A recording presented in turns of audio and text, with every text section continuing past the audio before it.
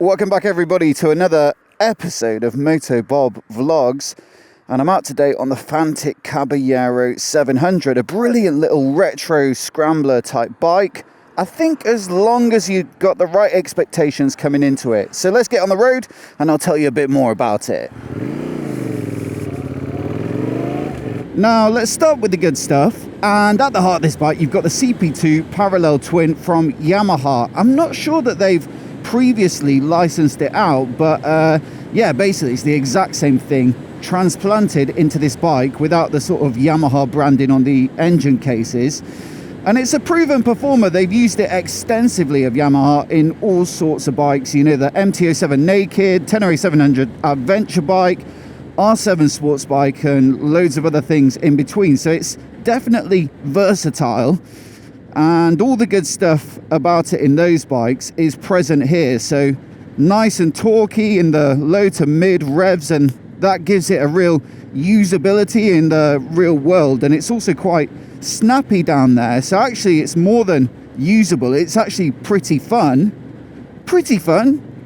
A little bit of an understatement. It's a hoot, this engine. And then you've got that cross-plane crank, or the 270 crank, which gives it that very nice sound as well. Now this particular bike gets an Arrow design twin exhaust, which I think adds to the soundtrack even more so, and it might be partly responsible for the slight shift in peak power as well. So it makes a couple more horses at the top. It's about 73 or 74. And that's the other thing as well, it's not just all about bottom end, it revs out quite nicely too. So if you can resist, you know, shifting through the gears, actually it will go on to rev up to 8 or so thousand RPM. And so there's a bit of fun to be had at the top as well. It's a really good, versatile, all-round engine, and yeah, I really like it in this bike. The only thing I will say that I noticed when I first took it out for a spin is that a cable throttle feels a little bit old school to me nowadays. I mean, I've gotten used to it after riding this bike for the past few weeks, but it just feels a little less controlled, especially on that initial crack of the throttle, than a ride-by-wire throttle that you'll pretty much find on, you know, most bikes nowadays. And yeah, I got used to it, but it's just something I noticed initially because so many bikes are ride-by-wire now. But I think it's something you could probably learn to live with. As for the, you know, the way it handles, it's lightweight and quite taut. I probably wasn't expecting it to be quite this sporty, but it's pretty engaging on a good road. I mean, we're just picking our way down a mossy, greasy lane right now, but it gets a little more interesting after this. And yeah, the lightness definitely helps. It's not a particularly heavy bike, and so it feels very chuckable and manageable, and yeah, it doesn't feel sluggish even though you've not got a massive amount of power. It still feels peppy enough to be fun, and then it's pretty composed even on the brakes. I think with retro bikes, you know, especially in the sort of more scramblery style, you expect them to be compromised in the handling, certainly with the bigger front wheel and the taller suspension, but actually this is planted on the road and pretty firm on the fork. Now it's non-adjustable, this fork, it's a Marzocchi upside down fork, so you have to like it or lump it in terms of the settings. Maybe it will be a little bit on the firm side for some people, but I actually quite like it, and it's not the sort of bike I'm necessarily that bothered about super cushy levels of comfort on. It's not like a big tourer or whatever. This is for short, sharp, fun blasts that you're doing, you know, in style, because it looks absolutely brilliant, and so it kind of does the job there. You do have preload adjustability on the shock, so you can balance it out if you want to chuck someone on the back, or a bit of luggage if you do want to do a night or two away. But for me, I think it's, you know, reasonably appropriate for this sort of bike. And I'd say maybe a little bit of a strength as well if you want something that has that aesthetic. And I should be about an hour. Perfect, mate. That's ideal.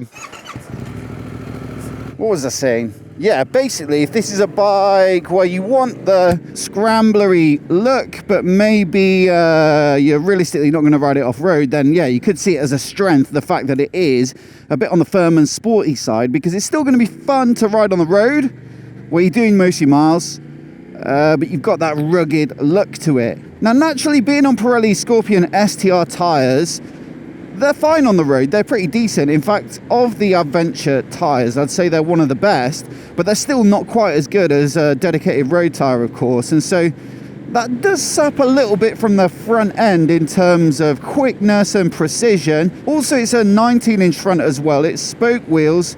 They've got the right look, but again, that bigger dimension is going to give you less of the nimbleness, let's say, of a proper road setup.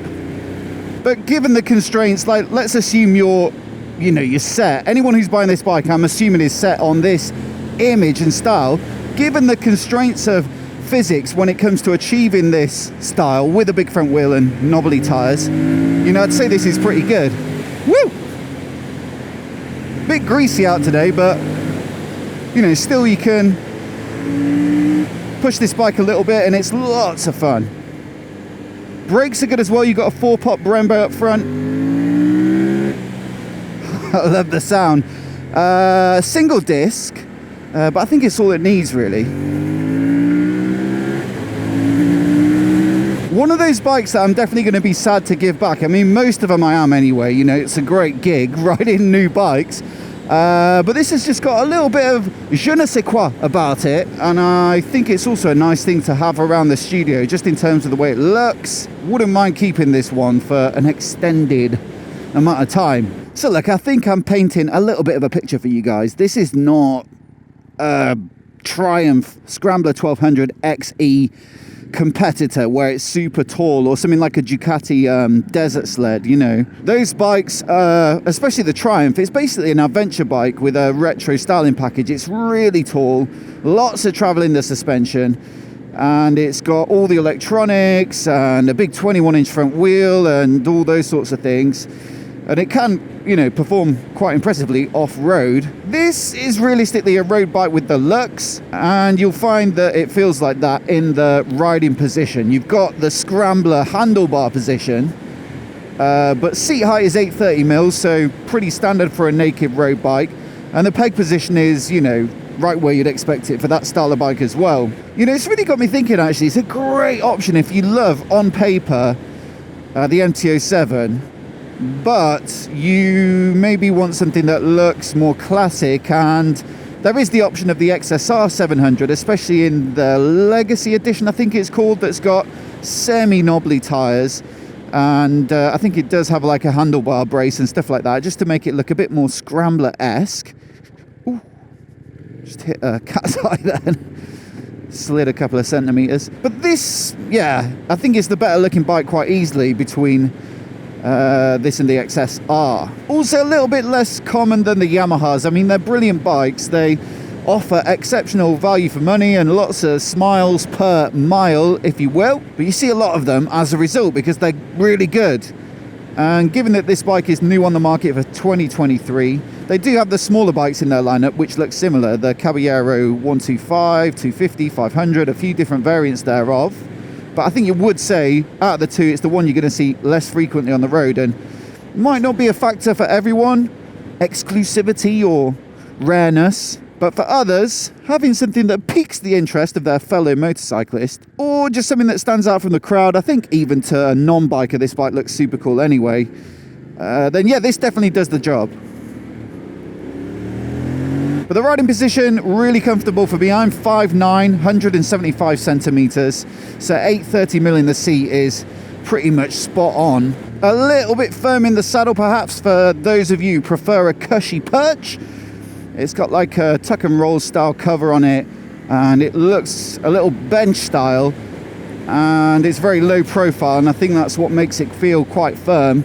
But I think I've said this in the past on this vlogs channel, that I actually don't mind that so much.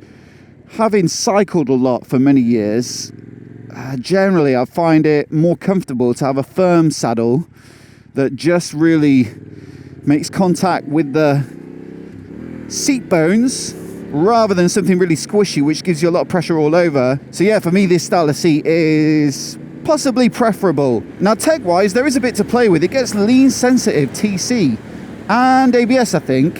So not something you find on other bikes at this price point typically. Couple of modes as well. You've got this cool mode button on the right-hand switchgear, and also some phone connectivity through the dash. I'm not massively bothered about all that stuff. I think the key one is if you did want to take it to do some light off-roading, then you can switch the ABS off, so that definitely helps. But otherwise, I haven't really been playing with them that much. I've been pretty much riding it on the road. What I do really like, though, is the dash. Let me give you a little look at it there.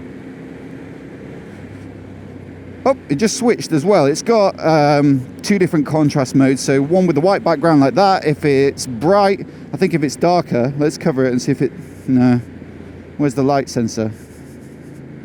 There's usually a sensor. There you go. Must be a light sensor on the left-hand side. I like that sort of black layout a little more. But yeah, I like the sort of classic shape of it, the easy-to-read rev counter around the top. Speed in the middle, gear position.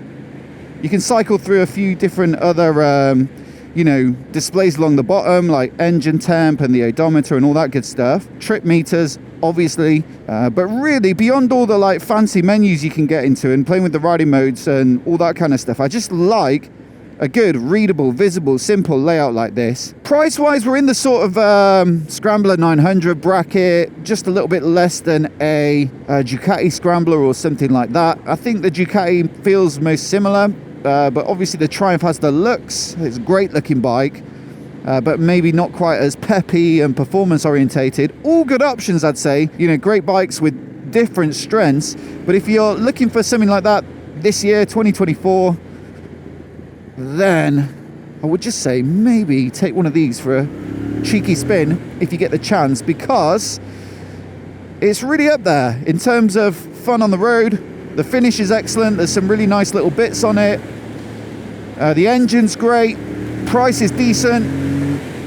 So plenty to like about it.